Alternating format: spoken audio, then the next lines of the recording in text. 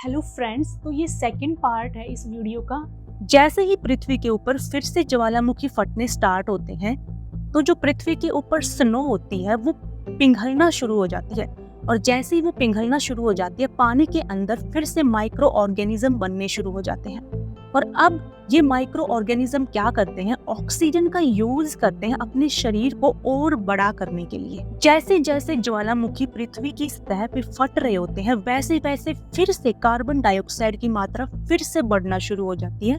जैसे ही carbon dioxide की मात्रा फिर से इन्वायरमेंट में बढ़ती है फिर से एसिडिक रेन होनी शुरू हो जाती है और फिर से जो हमारी पृथ्वी है पूरी तरह से स्नो से कवर हो जाती है। अंदर जो ऑर्गेनिजम्स थे वो अपने आप को उसी तरह से ढालना शुरू कर देते हैं, उनका इवोल्यूशन होना शुरू हो जाता है, उनका साइज भी बढ़ना शुरू हो जाता है। अब समुद्र के अंदर पेड़ पौधे भी उगने शुरू हो गए थे। पृथ्वी के ऊपर ज्वालामुखी कम फट रहे थे, पृथ्वी का जो टेम्परेचर था वो बिल्कुल नॉर्मल सा हो गया था। और जब ज्वालामुखी फटने कम हो जाते हैं, एसिडिक रेन होनी कम हो जाती है तो ऑक्सीजन की मात्रा जो है इन्वायरमेंट में बढ़नी शुरू हो जाती है। तो जो ओजोन लेयर है वो थिक होना शुरू हो जाती है। करीब 47 करोड़ साल पहले क्या होता है, पृथ्वी की सरफेस के ऊपर मोसोस नाम का पौधा उगता है पहली बार। और उसके बाद पृथ्वी की सरफेस के ऊपर पेड़ पौधे उगना शुरू हो जाते हैं। उस दौरान जो पेड़ पौधे होते थे उनकी जो हाइट होती थी वो 80 से 100 फीट की हाइट होती थी। और उसके बाद करीब 35 करोड़ साल पहले जो समुद्र के अंदर रहने वाले जीव थे वो अब सरफेस के ऊपर आना शुरू हो जाते हैं, समुद्र से बाहर निकलते हैं और पृथ्वी की सरफेस के ऊपर आते हैं। उस टाइम पे जो पृथ्वी का एक दिन होता था वो 21 से 23 घंटे का होता था और इतना बड़ा होने लग जाता है कि अब डायनासोर की फॉर्मेशन हो जाती है। जो डायनासोर पेड़ पौधे खाते थे वो लंबे होते थे और जो डायनासोर शिकार करते थे वो थोड़े छोटे होते थे। पृथ्वी की जो सरफेस होती है वो एक साथ इकट्ठा होना शुरू हो जाती है जिसे हम पेंजिया नाम से भी जानते हैं। अब 20,000 करोड़ साल पहले क्या होता है, जो ये पेंजिया महाद्वीप होता है ये टूटना शुरू हो जाता है। और जैसे ये टूटना शुरू हो जाता है कि जो पृथ्वी की जो ऊपरी सरफेस होती है वो पानी से कवर होना शुरू हो जाती है। जैसे ही वो पानी से कवर होना शुरू हो जाती है वहां पे हरियाली और ज्यादा बढ़ जाती है और जो जीव जंतु सरफेस के ऊपर रहते थे उनका साइज अब और ज्यादा बड़ा होना शुरू हो जाता है। आप एग्जाम्पल के तौर पे डायनासोर का एग्जाम्पल ले सकते हैं। इस दौरान डायनासोर बहुत ज्यादा बड़े हो जाते हैं और करीब 20,000 करोड़ सालों तक वो राज करते हैं पृथ्वी के ऊपर। आसमान में भी वही होते हैं और पूरी पृथ्वी पर उन्हीं का राज होता है। अब क्या होता है, 7 करोड़ साल पहले पृथ्वी की जो प्लेटें हैं वो फिर से टूटना शुरू होती हैं और अफ्रीका का एक बहुत बड़ा हिस्सा जिसे आज हम भारत नाम से जानते हैं वो वहां से टूटता है और तिब्बत के पास आके मिलता है। एक बहुत बड़ी चट्टान का निर्माण होता है जिसे आज हम हिमालय के नाम से जानते हैं। अब बात करते हैं करीब 4.5 करोड़ साल पहले क्या होता है, एक बहुत ही बड़ा उल्का पिंड जो पृथ्वी की तरफ आ रहा होता है। इतना बड़ा उल्का पिंड जो हमारा माउंट एवरेस्ट है वो उससे भी बड़ा होता है और उस उल्का पिंड का वेट होता है 4.5 लाख करोड़ और वो पृथ्वी की तरफ आ रहा होता है 80,000 किलोमीटर पर आवर की स्पीड से। होता क्या है, वो उल्का पिंड पृथ्वी से टकराता है और जैसे ही वो उल्का पिंड पृथ्वी की सरफेस पे आता है उसमें आग लग जाती है और वो पृथ्वी से एक भयंकर कोलिजन करता है।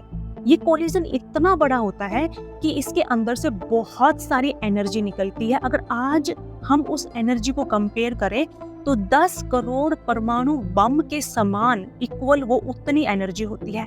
उसके बाद क्या होता है, पृथ्वी के ऊपर जितने भी जीव जंतु थे, बड़े जो खासकर बहुत बड़े जीव जंतु थे वो पूरी तरह से खत्म हो जाते हैं और पृथ्वी के ऊपर बहुत ज्यादा टेम्परेचर बढ़ जाता है और बहुत ज्यादा जो डस्ट पार्टिकल्स होते हैं और हानिकारक गैसें फैल जाती हैं और पूरी तरह से पृथ्वी के ऊपर धुआं हो जाता है, अंधेरा हो जाता है पूरी तरह से।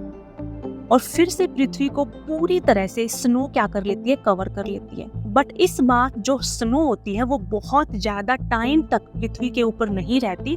करीब कुछ हजार साल के बाद पृथ्वी के ऊपर से ये स्नो हट जाती है। छोटे छोटे जानवर होते हैं वो धरती के अंदर छुप जाते हैं।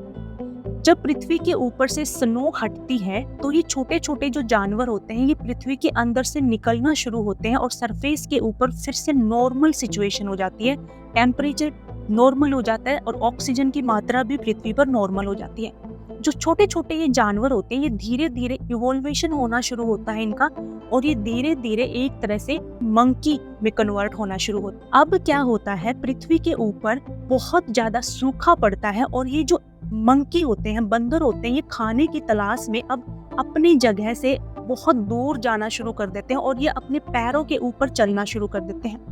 धीरे धीरे क्या होता है, ये जो बंदर होते हैं ये खाने की तलाश में पृथ्वी के और सरफेस के ऊपर जाना शुरू कर देते हैं।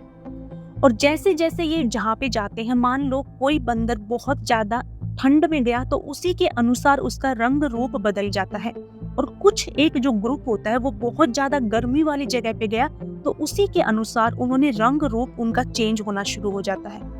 वक्त के साथ साथ हम और इंटेलिजेंट होते गए, हम आदिवासी यानी कि जंगलों में रहना शुरू किया, और उसके बाद हमने अग्नि का आविष्कार किया, हथियारों का आविष्कार किया ताकि हम शिकार आसानी से कर सकें, और फिर धीरे धीरे हम मनुष्य के रूप में विकसित हुए।